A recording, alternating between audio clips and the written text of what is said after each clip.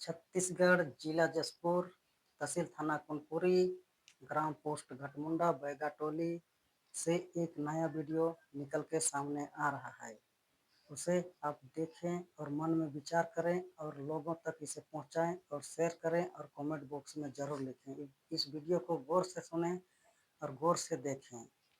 तो महात्मा जी यहाँ पे नया वेद नया इतिहास लिख रहे हैं और अपना जो लेख किए हैं उसे सुना रहे हैं इस वीडियो के माध्यम से। मैं श्री मुक्तिराम राजगुरु। मैं ईसाई ग्रुप के आधार पर कहना चाह रहा हूँ और ईसाइयों के सामने मैं संदेश भेज रहा हूँ। ईसाई ग्रुप को धोखा है। इस धरती में ईसाई रह नहीं सकेगा। जैसे हिंदू को छल करके धोखा दिया, धर्म के नाम पर प्रलोभन देकर हिंदू का बेटा बेटी, स्त्री, धन संपत्ति, घर मकान को छीनकर समाज संस्था बनाकर विवाह शादी करके आगे बढ़कर हिंदुस्तान को लूटा। मांस मंदिरा खिया पिया कर छलकाया।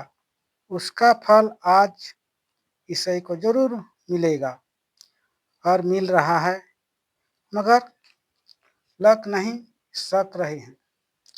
धरती तथा भारत को छोड़ना ही पड़ेगा। भगवान राम का शक्ति बाण है, भगवान राम का श्राप है, क्योंकि ईसाई लोग इस संसार में अब कितना छल कपट किए हैं। ईसाई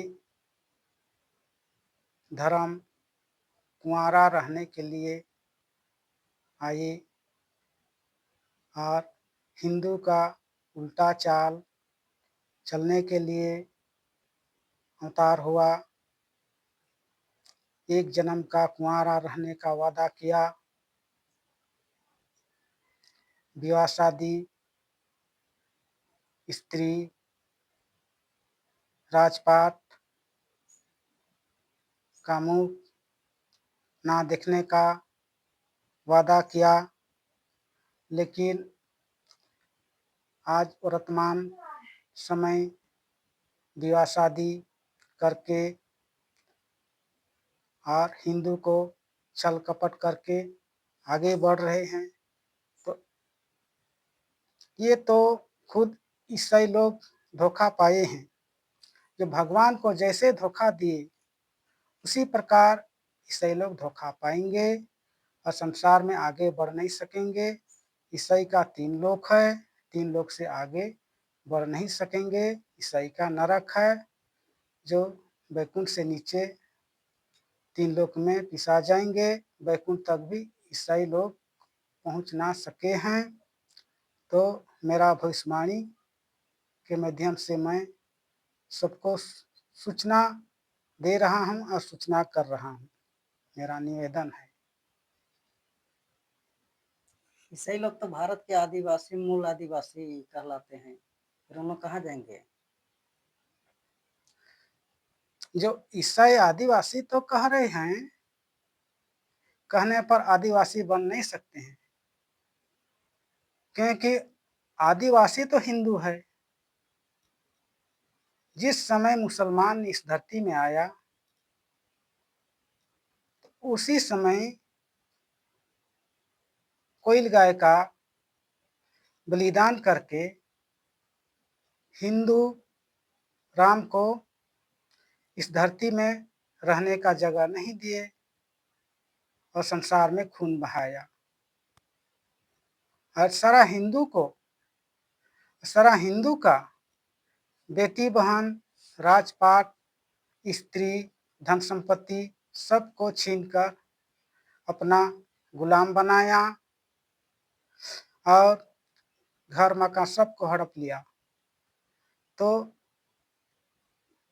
उस समय हिंदू को दुख नहीं हुआ, हिंदू को भी तो दुख हुआ, तो हिंदू कितना कष्ट कटा। तो उसी के कारण वन जंगल, नदी नाला, पहाड़ पर्वत, वन जंगल पकड़ दिए और मुसलमान से बाँचने के लिए, और अन्य कई जाति का उत्पन्न हुए, और हिंदू लोग अपना रीति रिवाज सबको भूल गए हैं, और हिंदू लोग को, हिंदू राजा को जो बंदी बनाकर सर्वनाश कर दिया, और जो हिंदू को धोखा दिया, और जो आदिवासी के माध्यम से जितना भी बिछड़े हुए सबको आदिवासी बनाकर चलाया।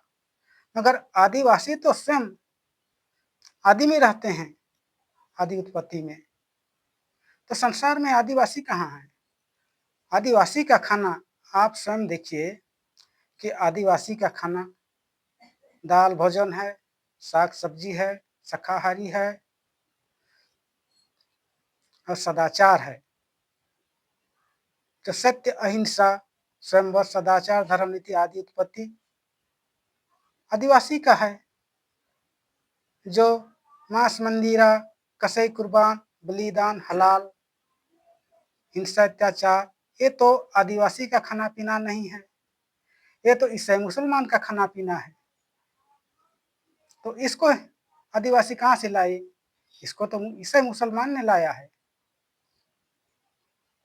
तो इसी के बारे में तो बिरसा मुंडा ने लड़ा, और बिरसा मुंडा ने अपना जान गंवाया।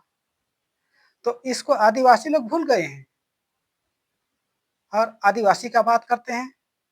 आप स्वयं देखिए कि आदिवासी कौन होता है? आदिवासी स्वयं हिंदू है। आदिवासी स्वयं तपस्वी है। जो आदि में रहता है वही आदिवासी है। जो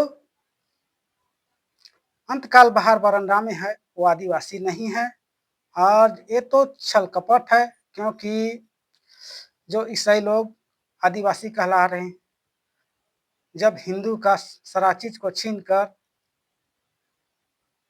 अब आदिवासी बन रहे हैं संविधान के माध्यम से, ये हिंदू नहीं है, ये तो फर्जी आदिवासी है।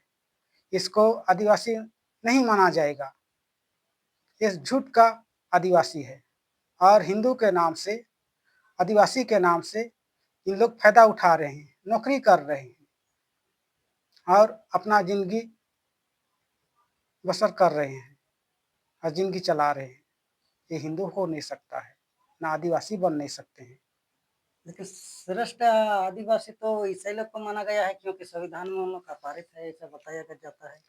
नहीं, तो ये तो छल किया है, डॉक्टर अंबेडकर ने छल से कानून बनाया है।